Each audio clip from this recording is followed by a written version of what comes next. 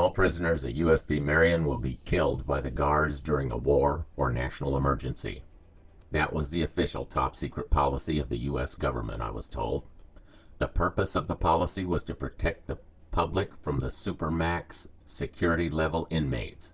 Their escapes would plunge the country into chaos that the TV show The Walking Dead couldn't even imagine. My name is not important, but my story is. I was a government employee for over 30 years. I retired from USP Marion not long ago. The names of all the prison employees have been changed for their safety. Indeed, I was told that all the prisoners were to be killed. Sounds like some crazy order in the final days of Nazi Germany, doesn't it? In a way, that is true. The man who told me about that policy was a neo-Nazi with a tattoo of Hitler on his back and a swastika boldly placed on his face. He was in prison for bank robbery. Most of the extreme right-wing nut jobs like the Aryan Brotherhood, Nazi lowriders, and other Nazi lovers thought we would kill them all at the first sign of trouble. I thought about this attitude of the Nazi hate groups for years after this incident. My contemplation was further reinforced by the occasional conversation where a prisoner would tell me that he was aware of this secret policy to kill everybody. It is my opinion that the white supremacists think we would kill all of them in a bloody holocaust because given the chance, that is what they would do. I've overheard conversations of them talking about their philosophy that would turn the world into a graveyard. The truth of the matter is much different. After the Twin Towers came down, the federal prison system was worried about outside help and escape attempts. USP Marion housed some of the top terrorists in the country. We also had the leaders of the nation's street and prison gangs. If terrorists could mount a major attack against us, it could be seen as a blow to American prestige and power. So we prepared for an attack. The extent of our preparations for a chemical, biological, or nuclear attack was as follows. Each cell block was given a roll of plastic sheeting 3 feet wide and 50 feet long. We were also issued a roll of duct tape 100 feet long. Every correctional officer received training in the use of these two items to block off the doors and windows of the cell house to protect the inmates from radiation and poison gas. To protect ourselves, we were to tape the door shut to our office. I still have my doubts as to the sanity of the individual who thought a determined terror attack could be thwarted with a roll of plastic and duct tape. Oh, if they only had duct tape at the World Trade Center that day, this could have all been prevented.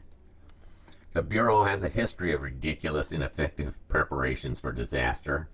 Ivan Browning, a climatologist, wrote 4 books in which he opined that humanity had no effect on the world's climate.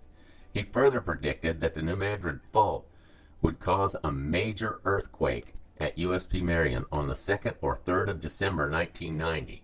He further stated that the U.S. government would collapse as a result of this disaster sometime in the year 1992. It is true that the U.S. Geological Survey did a study on the panic the predictions caused and found no scientific basis for Browning's conclusion. But none of this stopped the Bureau from spending perhaps millions of dollars in preparation. We bought equipment to filter water, provide backup power, ammunition to fight off hordes of the undead. For 2 days, all vacations were canceled.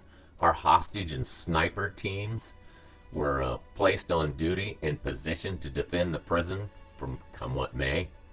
Heavy equipment was brought in to clear the rubble. Outside perimeter patrols were given machine guns and extra ammunition. For 2 days, we practiced escape drills. The ground remained steady for both days. No end of the world, no society collapse, nothing. I think the warden was disappointed he could not lead us into a last stand of humanity. Oh well, maybe next time. Let me be clear, the U.S. government, no matter how stupid it gets, has never had a policy to kill all the prisoners at USP Marion. Even if they did, I would refuse such an illegal order. Americans don't commit crimes against humanity, and the well-trained, elite guard force at the United States Penitentiary would refuse any illegal order.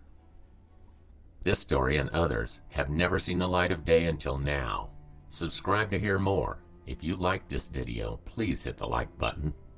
Always remember that I tell you this at personal risk. Just like the Mafia, we have our own code. Talking is forbidden for both groups. They have the witness protection program. I have nothing. When I choose to break my silence, I choose to walk alone. Forever. Hi, my name's Lehman, and for 23 years, I was a guard at the United States Penitentiary in Marion, Illinois. And what I was going to talk to you about today was someone asked me the question, what would happen if all the lights went out, or there was a major disaster at the prison?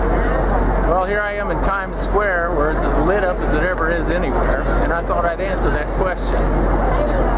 I asked some of my co-workers, and of course myself, and it was rumored with the Nazi prisoners that we were going to kill everyone, and there was a policy to murder all the inmates, and that's not true. There was never a policy to murder anyone. There was never a policy on what would happen if war or a major natural disaster happened. That was never part of our stuff. We did have one where if we were attacked by gas, poison gas, that we would go ahead and tape up the windows and stuff and try to survive poison gas. I see the people here waving at us. So what I would have done was I would have went home and protected my family in that case. I would, and if I wasn't at work, I would have stayed at home. Now my friend Two Dog said that he would go to work if he wasn't at work, or if he was at work, he would stay at work and he would get all the ammunition he could out of the armory and a couple of rifles, and he would kill all the inmates. He was going to shoot them all dead. I personally wouldn't do that because I'd be afraid of being hunted down for the rest of my life like the Nazis were. And that's the answer of what we would have done in case of war or EMP.